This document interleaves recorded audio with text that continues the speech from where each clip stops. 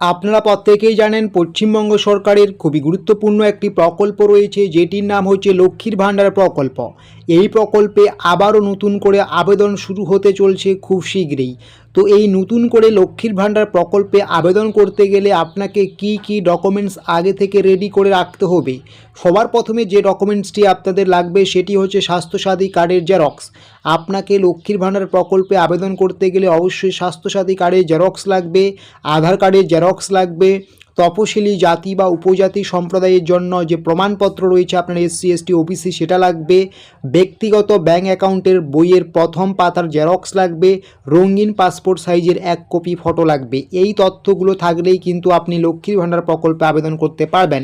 এবং অবশ্যই আপনার 25 বছর হতে হবে এবং অবশ্যই আপনাকে পশ্চিমবঙ্গের স্থায়ী বাসিন্দা হতে হবে, একজন মেয়ে হতে হবে, মহিলা হতে হবে। কোনো সরকারি চাকরি বা পেনশনের সুবিধা আপনি যদি আগে থেকে না পেয়ে থাকেন তবেই আপনি লক্ষ্মীর ভাণ্ডার প্রকল্পে আবেদন করতে পারবেন।